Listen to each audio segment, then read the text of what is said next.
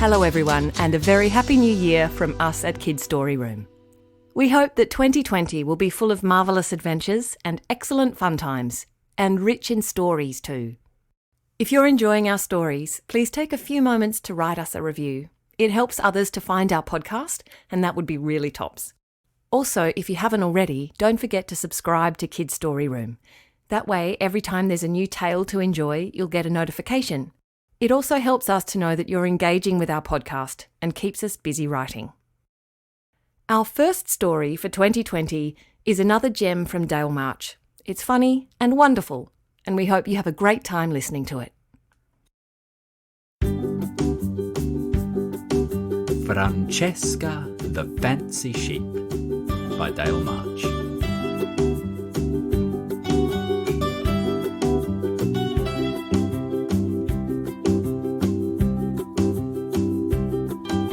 I once knew a sheep called Francesca. And that's really how you had to say it. Francesca. The other sheep would sometimes call out to her, "Hey, Francesca, share some of that good grass, will ya?" But Francesca wouldn't even flinch unless they said it properly. "All right, Francesca." Fra. Not fra, not Francesca, Francesca. Francesca was a very proud sheep.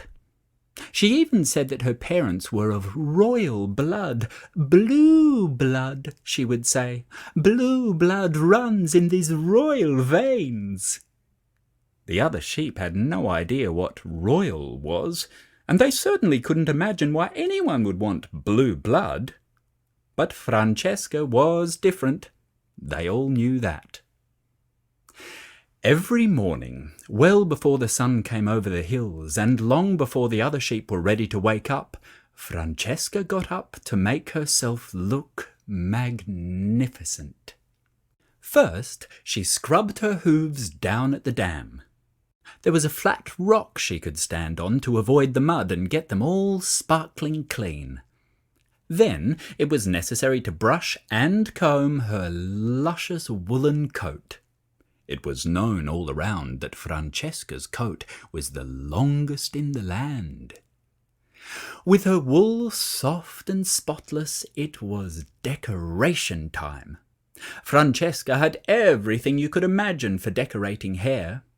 Headbands with sparkling jewels and rainbow flowers, shining scrunchies, velvet scrunchies, tasselled scrunchies, around 100 hair ties of all sizes and colours. Hair clips, oh, the hair clips!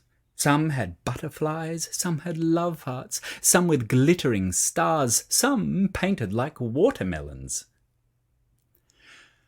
When the eastern sky brimmed pink and purple, the sun just about to burst over the sleeping horizon, Francesca slipped in the final hair clip. "Perfecto," grinned Francesca as she trotted along the edge of the pasture to the eastern hill. It was there every morning that Francesca could be seen prancing and parading her glorious coat. As the sun struck the other sheep's eyes and they squinted and blinked awake, the first thing they would see was Francesca. Leaping, twirling, all her sparkles and colours dancing in the dazzling morning. "Good morning, everyone. Look at my coat. See how it glistens. Have you ever seen a woolen coat so colourful? Could there possibly be a more marvellous coat in all the world?" The other sheep stretched and scratched. There was no avoiding it. When Francesca's colours were flashing in the morning sun, it was time to get up and do what sheep do every day. Find some grass for breakfast. But this wasn't every other day. Today was special. Today only happened once a year. Today was Adam Day. Adam was a human. Adam was a strong human. Adam was a human with a ute and a special machine on the back of his ute that could shear all the wool off a sheep in a minute flat. The sheep loved Adam Day because spring was here and the sun was getting hotter all the time. They longed to have their woolen coats off so they could feel the cool breeze on their skin while they munched juicy spring grass. There was, however, one sheep who didn't like Adam Day. Can you guess who that was? That's right, Francesca. Francesca loved her glorious coat and wasn't going to part with it for anything in the world. As Adam and his friend rounded up the sheep into the holding pen, Francesca did everything she could to avoid them. She dashed down the fence line. She sprang over logs. Adam even caught her once, but Francesca wrestled herself free and took to the pine grove. Sheep are very strong, you know. Too bad for you, said Adam. You'll just have to boil this summer. Francesca watched as the other sheep were dragged and sheared and then, one by one, sprang out of the pen like great land frogs. Whoopee! They called. Yahoo! I'm so cool and light, I can almost fly. When all the sheep were shorn, Adam and his friend packed up and drove off down the driveway. Exhausted and feeling quite hot and bothered from the chase with Adam, Francesca had fallen asleep in the shade of the pines. She dreamed that her wool grew so magnificently long that it reached the sun and caught fire. When she woke, she was dripping with sweat. The shade had crept away while she slept, and she now lay right in the midday sun. Dear Francesca was quite out of sorts. She hauled herself hot and heavy towards the trough for a drink. But before she got there, a cascade of giggles rolled down the hill. All the other sheep were staring at her and falling over themselves with laughter. "What?" called Francesca. "What is it?" The sheep only laughed.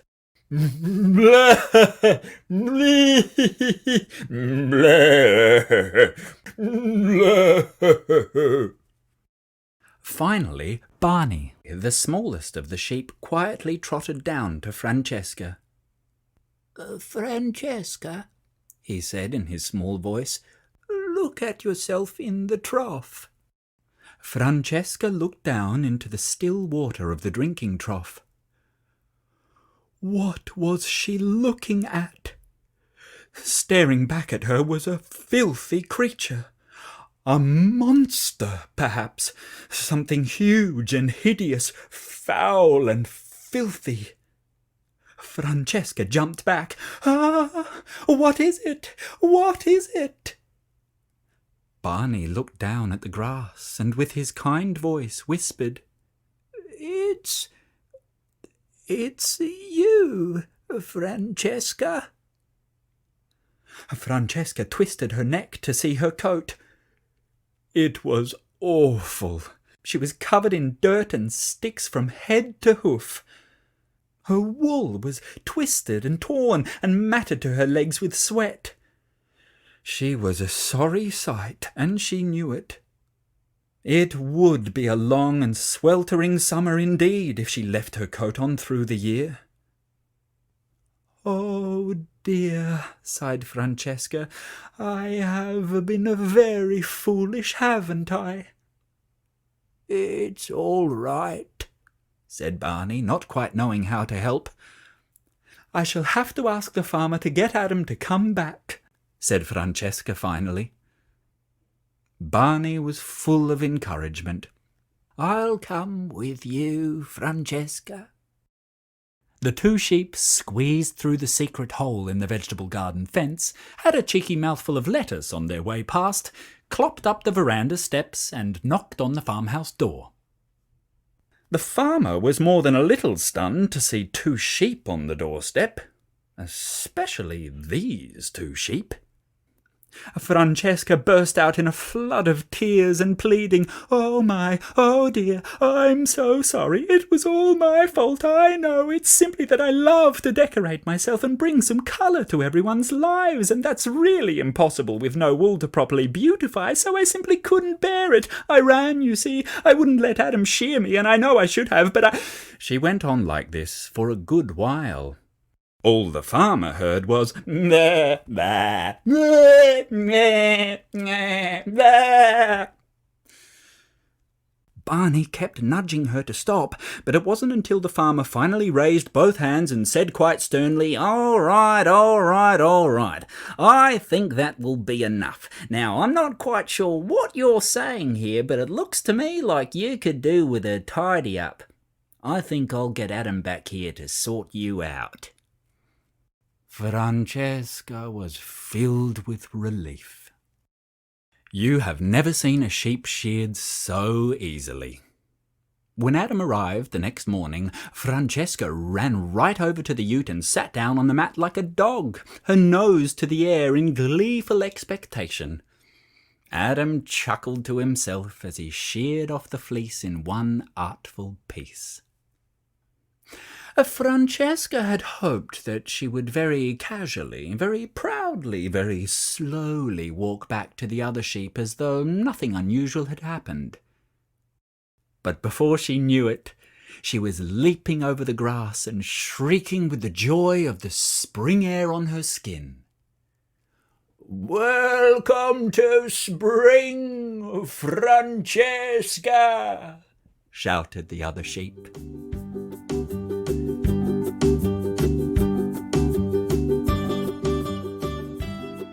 The next morning, Francesca woke before sunrise as usual. She gathered all of her headbands and scrunchies and hair ties and ribbons and clips and was about to start decorating herself when she remembered there was nothing to decorate.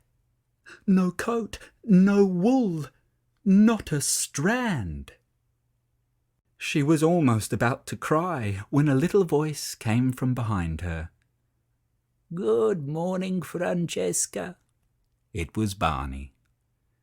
"We have made something for you.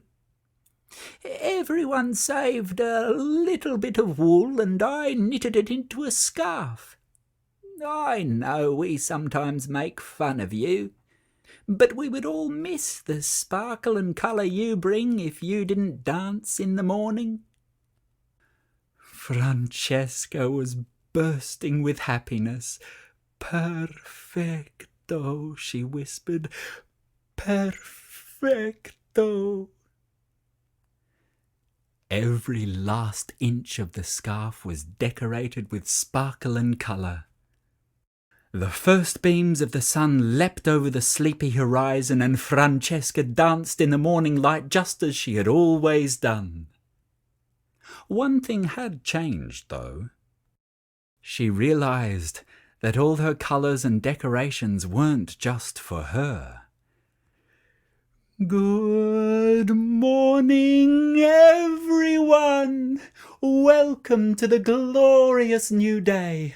Look at this beautiful scarf. See how it glistens. See how all the colours fill our pasture with the love of life." And for the first time, the other sheep woke up, blinked in the morning light, and joined Francesca in her joyful dance.